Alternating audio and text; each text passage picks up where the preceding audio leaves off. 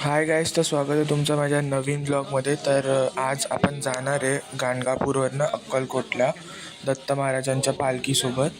तर व्हिडिओ शेवटपर्यंत नक्की बघा, म्हणजे तुम्हाला पण दर्शन होईल. आता आम्ही निघालो गाणगापूरवरनं आणि त्यात पुढचा स्टॉप आमचा अक्कलकोटचा. हो, इथून सर.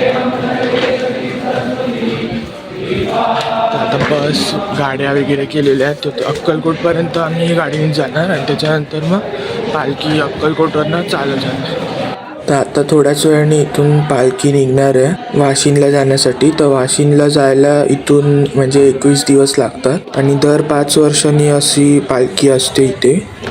तर तुम्हाला पण व्हिडिओमध्ये पालखीचं दर्शन होत असेल. तर यावेळेला पूर्ण चांदीची पालखी बनवली आहे. तर फायनली आता पालखी मठाच्या बाहेर निघते आणि इथून आता ट्रकमध्ये चढवणार.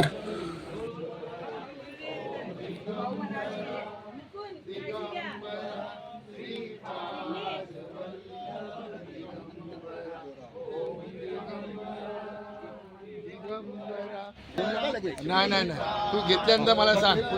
हा हा घेतलं पुढे आहे पुढे आहे.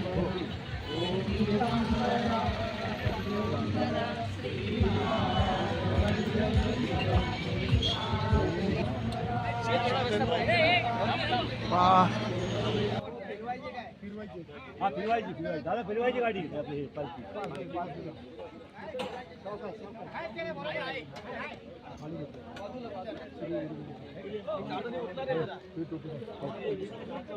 तर या ट्रकमधनं आता पालखी नेणार आहे अक्कलकोटपर्यंत आणि तिथून पुढे मग पायी चालत जाणार आहे. आणि अक्कलकोट नंतर मग डायरेक्ट सोलापूरच्या इथे थांबणार आहे म्हणजे रात्री. आणि आपल्यासाठी ट्रॅव्हलर बस केली आहे. तर अशा 2 बस केल्या आहेत. तर हे बघा, मी पण आता बसलो आहे बसमध्ये. आणि इथून बसनी बहुतेक 1-1.5 तास तरी लागेल कमीत कमी अक्कलकोटला जायला. तर फायनली आता आम्ही अक्कलकोटला वटवृक्ष भक्त निवास इकडे आलो आहे आणि आज आपण इथेच थांबणार आहे. तर तुम्हाला पण जर इथे यायचं असेल तर तुम्ही पण बुकिंग करून येऊ शकता. पण आमची तर बुकिंग नाही, आम्ही आता हॉलमध्ये थांबणार आहे. आणि इथूनच आता संध्याकाळी म्हणजे अक्कलकोटच्या मंदिरात पण जाणार आहे आम्ही. तर तिकडचे व्लॉग पण येतील, तर ते पण बघा. आणि ते बघण्यासाठी माझ्या चॅनलला पण सबस्क्राईब करा. तर आता सामानाचे ट्रक वगैरे पण सगळे आलेले आहेत. तर हे 2 ट्रक आहेत आणि त्या 2 बसेस, पण ते बसेस अक्कलकोटपर्यंतच होते. आणि हे 2 गाड्या पण आहेत, इको आणि एर्टिगा. आणि एक टॉयलेट व्हॅन आहे, ते उद्या येईल. आणि बिल्डिंगी पण बघा इकडचे भक्त निवासचे. तर इकडे मंदिर जास्त लांब नाही, तुम्ही पण इकडे बुकिंग करून राहू शकता. तर सध्या आम्ही या हॉलमध्ये थांबलो आहे. तर हॉल पण बराच मोठा आहे आणि जेवण वगैरे पण सगळं इकडेच आहे, त्यामुळे काय टेन्शन नाही. आणि आता पालखी पण आलेली आहे, तुम्हाला पण दिसत असेल व्हिडिओमध्ये.